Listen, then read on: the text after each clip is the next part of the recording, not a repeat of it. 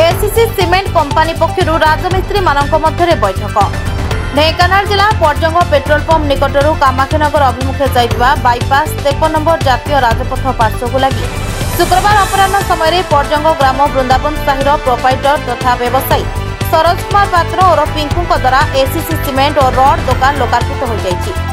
ACC बा Ambuja cement नूतन भाव कोठाबाड़ी निर्माण करुवा घर मालिक यहाकू व्यवहार करेंगे सेथिपाई पर्जंग अंचल में काम करुवा 70 ऊर्ध्व राजमिस्त्री मानक नहीं बैठक अनुष्ठित होता।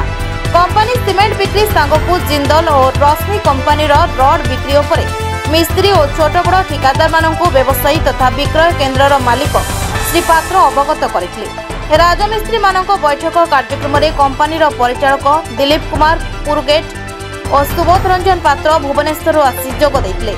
कोठाबाड़ी निर्माण में सीमेंट चाहिदा और यार सुदूर प्रसार प्रचार कंपनी परिचालक राजमिस्त्री और ठिकादार मानक आह्वान देथिले। तसहित कोठाबाड़ी कार्य सीमेंट सहित रड चिप्स बाली और पानी मध्य परस्पर सामंजस्य रहिथिबारु एहाकू सठिक भाग मापरे कार्य करबाकू राजमिस्त्री मानक परामर्श देथिले। कंपनी रे कार्यरत technical executive manager Shubham Mohanty और सेल एग्जीक्यूटिव सरोज कुमार तळई जोग देई समस्त राजमिस्त्री और ठिकादार मानकर नाम पंजीकरण करथिले। उक्त कार्यक्रम में पर्जंग ग्रामर गोरहरी दास, विनय कुमार दास, पाइभर पात्र और आखपाख ग्रामर बहु मान्यगण्य व्यक्ति माने अतिथि भाव जोग देथिले।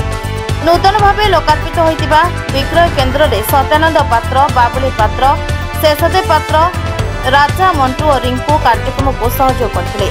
परिशेष में राजमिस्त्री मानक कंपनी पक्षर गिफ्ट प्रदान कर देथिला।